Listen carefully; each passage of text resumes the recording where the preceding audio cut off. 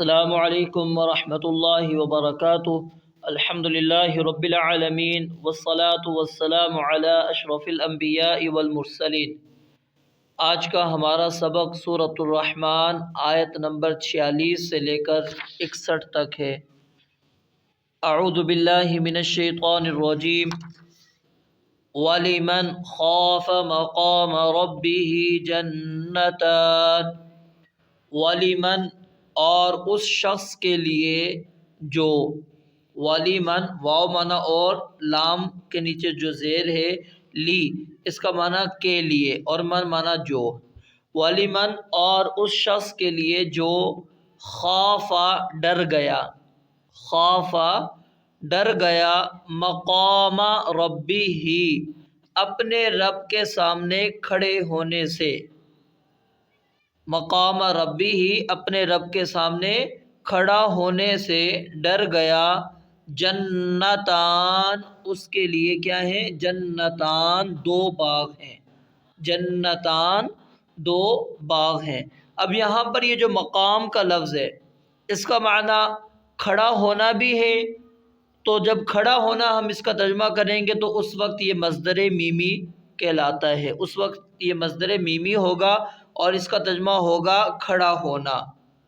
اور اگر ہم اس کو ظرف مانتے ہیں تو پھر کھڑے ہونے کی جگہ یا کھڑا ہونے کا وقت مراد ہے۔ وَلِمَنْ خَافَ اور اس شخص کے لیے جو خافا ڈر گیا، مقام ربی اپنے رب کے سامنے کھڑا ہونے سے، جنتانی اس کے لیے کتنی جنتیں ہیں، دو جنتیں ہیں۔ اب مقام ربی ہی اپنے رب کے سامنے کھڑے ہونے کا کیا مطلب ہے، کیونکہ اس کا مطلب بھی ہمیں سمجھ میں آنا چاہیے کہ مقام ربی ہی اپنے رب کے سامنے کھڑے ہونے کا معنی اور مقصد کیا ہے۔ اس کے دو مفہوم ہیں اور دونوں قرآن مجید کی آیات سے ملتے ہیں۔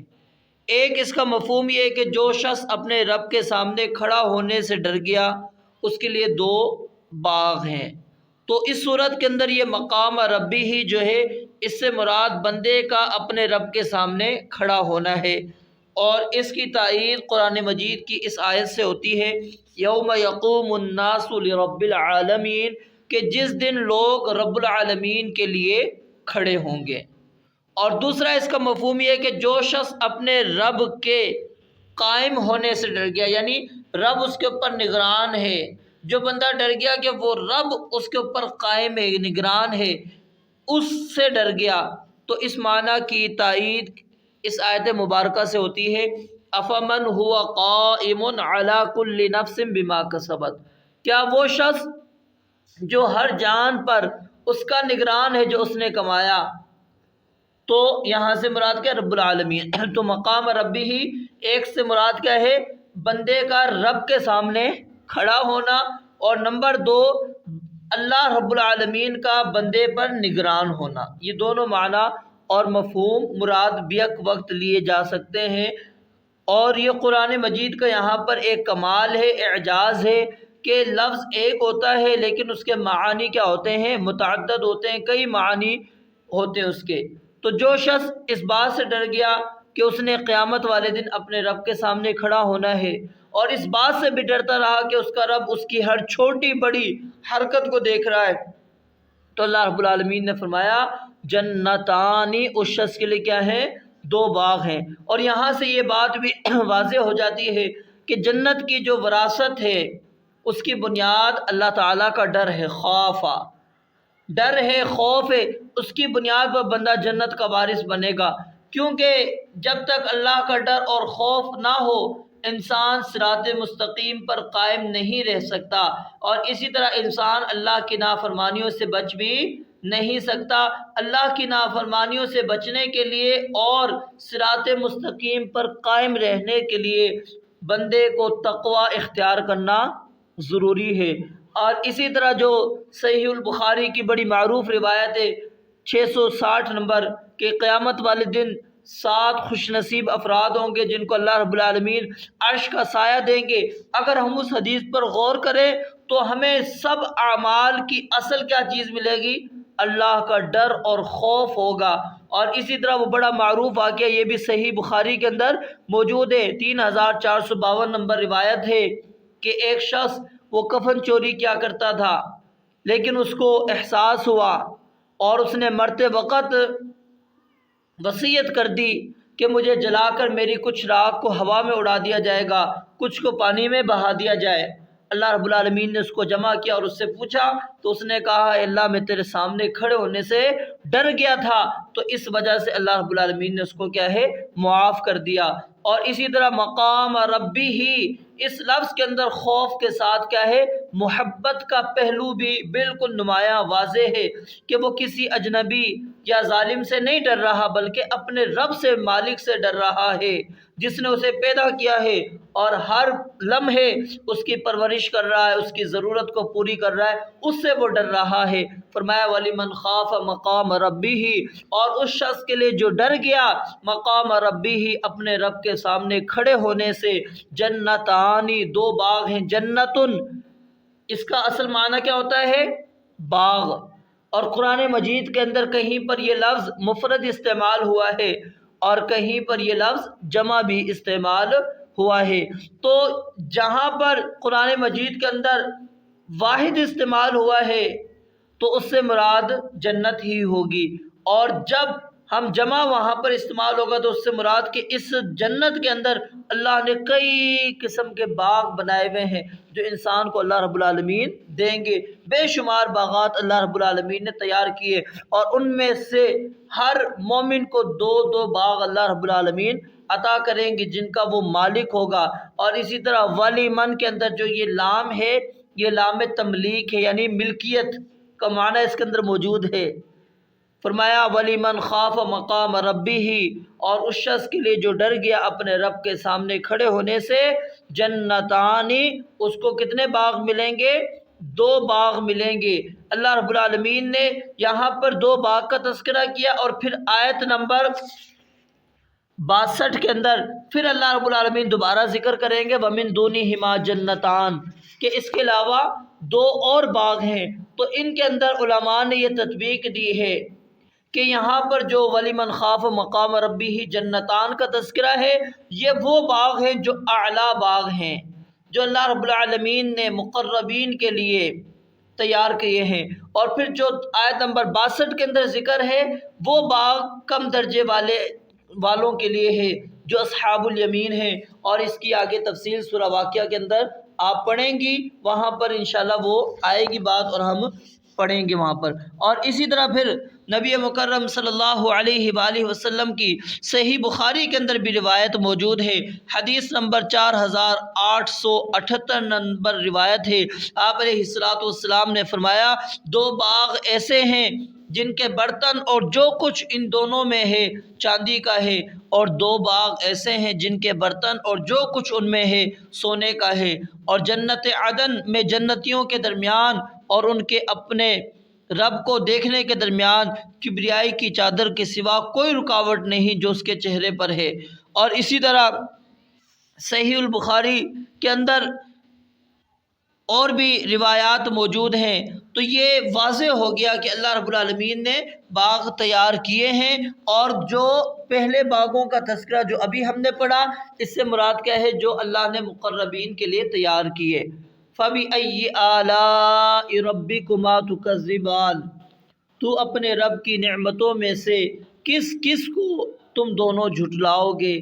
ذواتا افنان، دونوں بہت شاخوں والے ہیں۔ ذواتا دونوں، یہ باغ کی آگے بات ہو رہی ہے، ذواتا دونوں، افنان شاخوں والے ہیں، افنان شاخوں والے۔ یہ افنان جو ہے فنانن کی جمع ہے، کس کی جمع ہے؟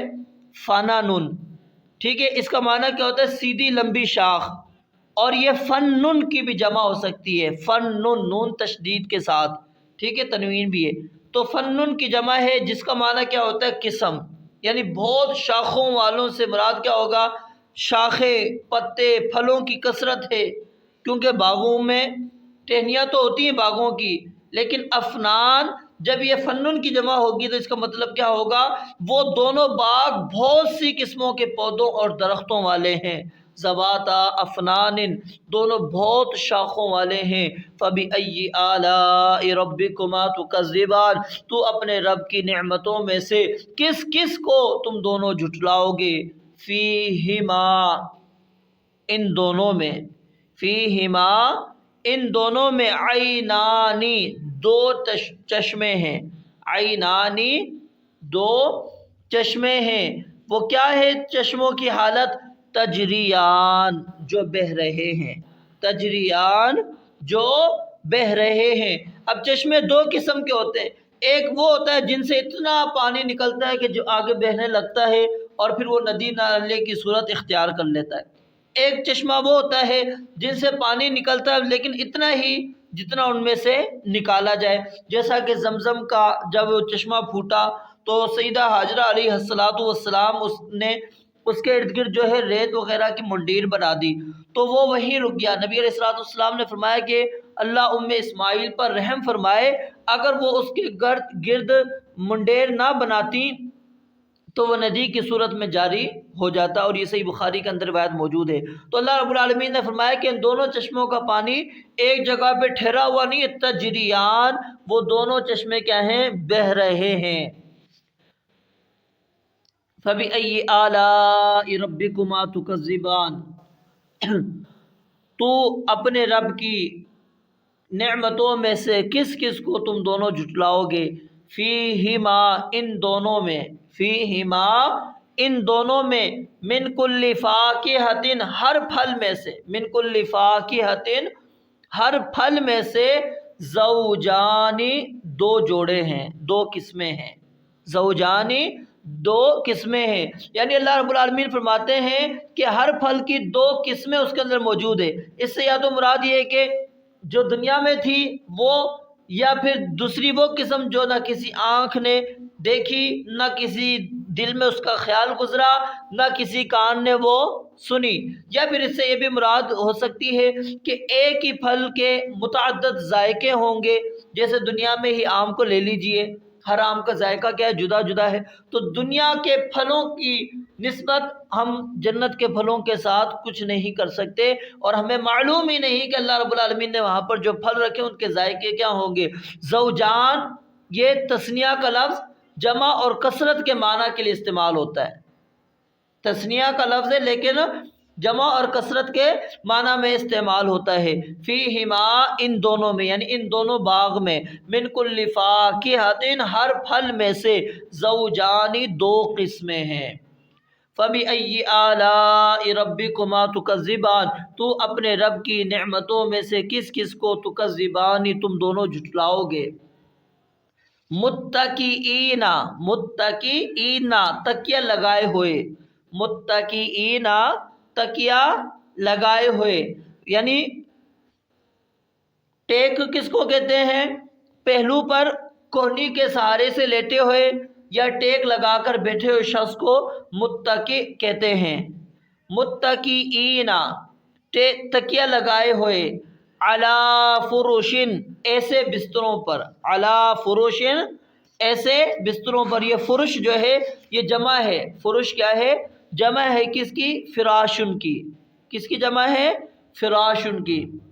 متکئین تکیہ لگائے ہوئے ہوں گے، علی فرشن ایسے بستروں پر، بطائنہا ان کے استر، بطائنہا ان کے استر، یہ بطائن جمع ہے کس کی، بطانتن کی، کس کی جمع ہے، بطانتن کی۔ بطائنہا ان کے استر، من استبرق موٹے ریشم کے ہیں، من استبرق موٹے ریشم کے۔ یہ بطائن جو ہے نا، یہاں پر یہ سمجھ لیں گدے کا جو بیرونی حصہ ہوتا ہے اس کو زہارہ کہتے ہیں، اور جو اندرونی حصہ ہوتا ہے اس کو کیا کہتے ہیں، بطانہ، اور اردو کے اندر جیسا کہ استر استعمال ہوتا ہے، اور جو زہارہ ہے اس کو اردو کے اندر ابرا کہتے ہیں۔ اور استبرق معنی کیا ہوتا ہے، موٹا ریشم جس میں سونے کی تاریں ہوں، ایسا موٹا ریشم جس میں سونے کی تاریں ہوں۔ تو اللہ رب العالمین نے فرمایا کہ ایسے لوگ تکیوں پر ٹیک لگائے ہوئے بڑی بے فکری کے ساتھ ایسے بستروں پر ٹیک لگا کر بیٹھے یا لیٹے ہوئے ہوں گے جن کے استر جو ہیں موٹے ریشم کے ہوں گے، اور جب استر ایسے ہیں تو پھر وہ ابر کتنے شان کا ہوگا۔ وَجَنَى الْجَنَّتَيْنِ، اور دونوں باغوں کا پھل، وَجَنَى الْجَنَّتَيْنِ، اور دونوں باغوں کا پھل۔ جنا یجنی کا معنی کیا ہوتا ہے؟ پھل چننا، ٹھیک ہے، اور دونوں باغوں کا پھل دانن قریب ہے، دانن قریب ہے، یعنی دونوں باغوں کا پھل قریب ہوگا، کھڑے بیٹھے لیٹے جب چاہیں وہ چن سکیں گے، وہ کھا سکیں گے، وہاں سے چن کر کھا لیں گے۔ وَجَنَى الْجَنَّتَيْنِ، اور دونوں باغوں کا پھل دانن قریب ہے۔ فَبِأَيِّ آلَاءِ رَبِّكُمَا تُكَذِّبَانِ، تو اپنے رب کی نعمتوں میں سے کون کون سی نعمتوں کو تم دونوں جھٹلاؤ گے؟ فِيهِنَّ، فِيهِنَّ، ان میں، کس میں؟ یہ فروشن جو بستر کا ذکر گزرا ہے، اللہ کہتے ہیں ان بستروں میں، فِيهِنَّ، ان بستروں کے اندر، قاصرات الطرف، نیچی نگاہ والی عورتیں، قاصرات الطرف، قاصرات الطرف، نیچی نگاہ والی عورتیں ہیں۔ قاصرات اس کا معنی کیا ہوتا ہے؟ روکنے والا۔ مقصود کیا ہے کہ آنکھوں کو خاوندوں پر روک کر رکھنے والی عورتیں۔ فیہن، ان کے اندر، ان میں، قاصرات الطرف، نیچی نگاہ والی عورتیں ہیں، لم یطمثہن، نہیں ہاتھ لگایا انہیں، لم یطمثہن، نہیں ہاتھ لگایا انہیں، انسن، کسی انسان نے، قبلہم، ان سے پہلے، ولا جان، اور نہ ہی کسی جن نے، ولا جان، اور نہ ہی کسی جن نے۔ اب یہ اس آیت کی تھوڑی سی تفسیر سمجھ لیں۔ فیہن قاصرات الطرف، اللہ رب العالمین فرماتے ہیں ان بستروں کے اوپر ہم نے ان کے لیے ایسی عورتیں رکھی ہیں، قاصرات الطرف، جو نیچی نگاہ رکھنے والی ہیں، یعنی آنکھوں کو خاوندوں پر روک کر رکھنے والی ہیں۔ اللہ رب العالمین فرماتے ہیں یہ تو ان کی ظاہری اوصاف ہیں، جو ان کی معنوی حسن ہے وہ ابھی بیان ہی تمہارے سامنے نہیں کیا گیا۔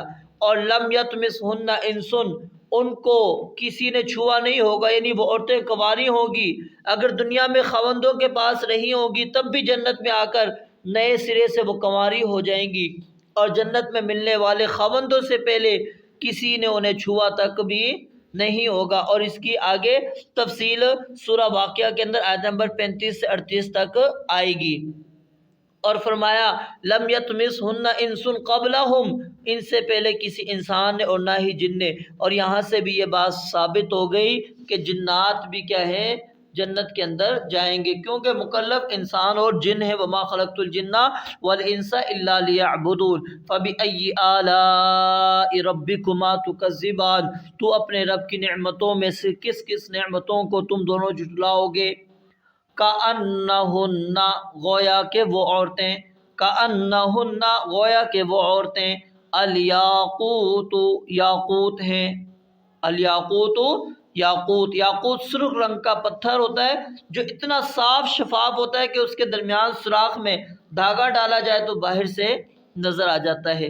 کأنہن الیاقوت، گویا کہ وہ یاقوت ہیں، والمرجان، اور مرجان ہیں۔ مرجان چھوٹے موتی کو، مونگے چھوٹے موتی کو کہتے ہیں۔ تو یہاں پر اللہ رب العالمین نے جنتی عورتوں کی سرخ اور سفید رنگت کو، ان کی دلکشی، صفائی اور شفافیت میں انہیں یاقوت اور مرجان کے ساتھ کیا ہے؟ تشبیہ دی ہے۔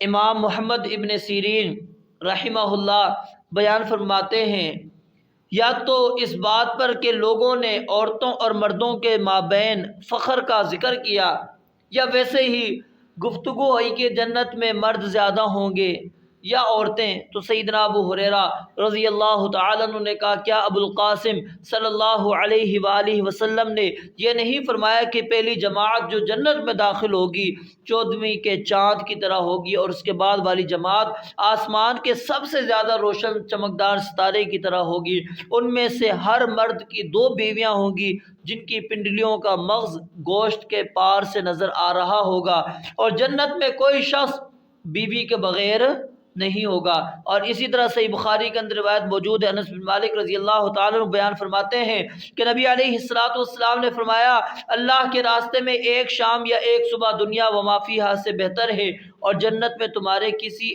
ایک کی ایک کمان یا ایک کوڑے کے برابر جگہ دنیا و ما فیہا سے بہتر ہے۔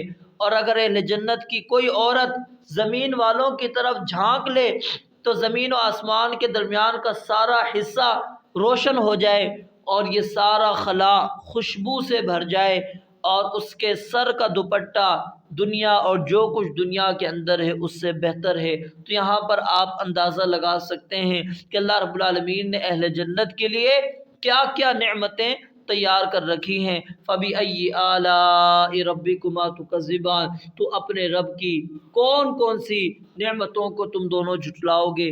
حل جزاء الاحسان، حل کیا ہے، یا پھر نہیں بھی ترجمہ کر سکتے ہیں حل کیا، جزاء الاحسان نیکی کا بدلہ، الا الاحسان سوائے نیکی کے، کیا نیکی کا بدلہ سوائے نیکی کے کچھ اور ہے؟